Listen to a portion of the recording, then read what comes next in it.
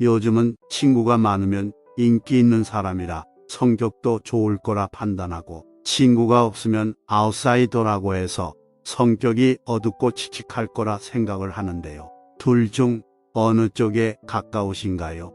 진정 친구가 많은 것이 성격도 좋다고 생각하시나요? 아마도 자발적으로 친구와 거리를 두시는 분들도 꽤 있으실 거예요. 왜냐면 나이가 먹으면서 삶의 가치관도 바뀌고 서로의 관심사도 달라지게 되고 직업도 다르기 때문에 서서히 멀어지기 때문이죠. 각각의 이유로 혼자서 시간을 보내는 분들이 많아졌는데요. 위의 이야기처럼 혼자 지내는 분들에 대한 편견이 있는 것도 사실이라서 이번 영상에서는 정말 인기도 있고 좋은 사람들인데 유독 고독을 즐기는 사람들의 7가지 특징에 대해서 이야기해 보려 해요. 첫 번째, 활기가 있어요. 친구가 없는 사람의 이미지는 혼자 방에 쪼그리고 있거나 기운 없는 모습으로 생각하는 분들이 많아요. 하지만 그렇지 않아요. 혼자서 잘 지내는 사람들은 그 시간에 자신을 위한 에너지 충전을 하기 때문에 활기가 생겨요. 사람들을 만나서 에너지를 얻는 사람이 있는가 하면 혼자 있는 시간을 통해 에너지를 얻는 사람들이 있거든요. 혼자 있는 시간에 독서나 명상, 내적 성찰, 취미 활동 등 자신이 하고 싶은 것을 함으로써 에너지를 채워나가죠. 내적, 외적 에너지가 채워졌으니 당연히 활기가 생겨요. 활기라고 해서 여기저기 분주하게 돌아다니는 것만 생각하시면 안 되고 일상생활 안에서 삶에 충분히 활기 있게 살아가고 있는 거예요. 간혹 답답하게 보는 시선이 있지만 에너지의 쓰임이 다를 뿐인 거죠. 눈에 보이진 않지만 하루하루 쌓인 내적 에너지는 인생을 살아가는 큰 버팀목이 되어주거든요. 시간이 흐를수록 그 진가가 드러날 거예요. 두 번째, 타인에게 의존하지 않아요. 혼자서 잘 지내는 고독을 즐기는 사람들은 타인에 대한 의존도가 낮아요. 혼자 남겨질까봐 걱정하지 않거든요. 혹시나 관계가 틀어질까봐 부당한 상황도 그냥 넘기면서 관계를 유지하는 사람들도 있는데, 고독을 즐기는 사람은 관계를 억지로 유지하지 않죠. 본인의 기준이 분명해요. 때문에 선을 넘는 사람들에게는 분명한 의사 표현을 하죠. 또한 스스로 문제 해결을 할 내적 힘이 있으니 굳이 남에게 부탁하지 않아도 돼요. 부탁을 하면 한순간 해서는 되겠지만 근원적인 해결은 되지 않는다는 걸 아는 거죠. 그리고 부탁을 하면 할수록 타인에 대한 의존도가 커지게 되니 자유롭지 못하게 된다는 것도 알고 있죠. 해결을 해야 되고 이겨내야 되는 것도 자기 자신이란 것을 알기 때문에 스스로 해결 방안을 모색하는 거죠. 타인에 대한 의존도가 낮으니 휘둘리지도 않게 되고 자유로운 거예요. 세 번째, 자신감이 있어요. 고독을 즐기는 사람들은 혼자 있는 시간에 내적 성찰, 취미 등의 성취를 이루어내요. 사람은 혼자 있는 시간에 자신을 깊이 있게 바라볼 수 있거든요. 내면을 바라보고 성찰하기 때문에 내적으로 성숙돼요. 외적으로는 취미나 공부 등을 하면서 자기 개발을 해요. 내적으로 단단해지고 외적으로 성취를 이루니 자연스럽게 자존감이 상승하겠죠. 자존감 상승은 자신감으로도 이어져 여유 넘치는 행동이 나와요. 여유 있는 마음은 상황을 객관적으로 바라볼 수 있게 해주고 올바른 선택을 할 수 있게 해주거든요. 일이 잘못되거나 실패할 확률도 그만큼 줄어들게 되죠. 작은 일, 큰 일, 할 것 없이 성공을 하는 횟수가 늘어나게 되고 자신감, 자존감이 상승하는 선순환이 발생하죠. 이런 선순환은 삶을 긍정적으로 바라보게 해주니 삶 자체가 긍정적으로 흘러가요.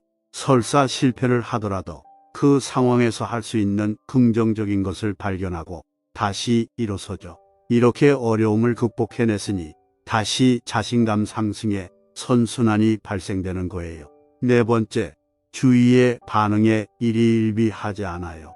혼자서 잘 지내는 사람들은 사람들의 시선에 신경 쓰지 않아요. 이기적으로 행동한다는 의미가 아니라 사람들에게 내가 어떻게 보일까 의식하지 않는다는 의미예요. 타인에게 어떻게 보일까 신경 쓰는 것은 약점을 가리고 싶은 마음이 클 때 생겨요. 내가 나의 약점을 받아들이지 못하는 때에 그런 경향이 더욱 강해지죠. 약점이 들킬까봐 약점에 늘 신경 쓰고 있으니 별뜻 없는 타인의 말에 의미를 부여하게 되고 상처를 받게 되는 것이죠. 그러나 혼자서 잘 지내는 고독을 즐기는 사람들은 혼자 있는 시간의 내면에 집중하게 되니 자신을 잘 알 수 있게 돼요. 본인의 강점, 약점이 무엇인지 잘 알고 있고 강점은 발전시키고 약점은 개선해 나가요. 본인의 약점까지 인정하고 받아들였기 때문에 개선도 가능한 것이죠. 약점을 인정하고 받아들였으니 가릴 필요가 없는 거죠. 그렇게 되니 더 이상 어떻게 보일까 신경 쓰지 않게 되고 타인 반응에 일희일비하지 않게 되는 거죠. 5번째, 도전을 두려워하지 않아요. 고독을 즐기는 사람들은 나이에 상관없이 도전을 해요. 자신이 이루고 싶은 꿈 목표가 있으면 실행에 옮기죠. 자신에게 집중하는 시간이 많기 때문에 자신이 진짜 무엇을 원하는지 잘 알 수 있거든요. 혼자 있는 시간의 목표로 한 것을 차근차근 이루어가죠. 보통은 나이가 들어서 무언가를 다시 시작한다는 것에 대한 두려움이 있게 마련인데 고독을 즐기는 사람들은 평소에 꾸준한 내적 성찰로 내면의 힘이 있으니 자기 확신이 있어요. 이런 내적 힘이 나이 상관없이 또 두려움 없이 자신이 원하는 것을 포기하지 않고 이루어갈 수 있게 만드는 원동력인 거죠. 6번째, 대인관계가 좋아요. 아니, 이건 무슨 소리야?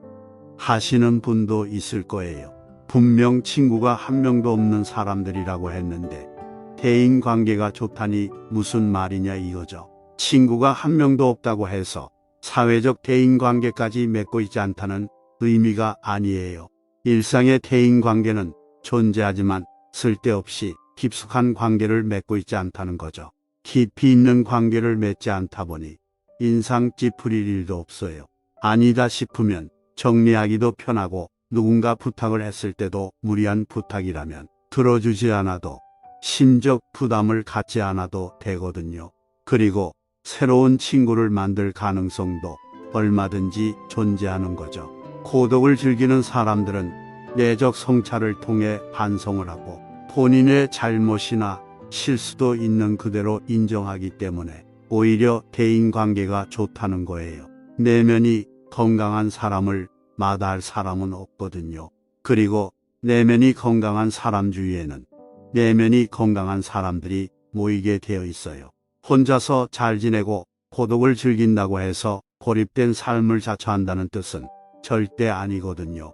주위에 사람이 있든 없든 연연하지 않고 고독을 즐길 줄 아는 사람인 것이죠. 7번째, 자신을 바라보는 것을 두려워하지 않아요.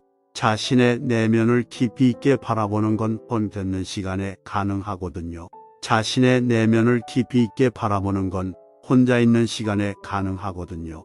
혼자 있는 것이 마냥 외롭고 슬프다고만 생각하는 사람들은 혼자 있는 시간이 있더라도 내면을 바라보지 못해요. 자기 연민에 빠진 사람들은 내면을 똑바로 바라볼 수 없거든요. 외로움이란 혼자 있는 고통을 표현하기 위한 말이고 고독은 혼자 있는 즐거움을 표현하기 위한 말이거든요. 혼자서 잘 지내는 고독을 즐기는 사람들은 고독의 시간을 본인의 내면을 바라볼 좋은 시간이라고 생각해요. 내면을 깊이 있게 바라본다는 건 쉽지 않고 두려움을 동반하기도 해요.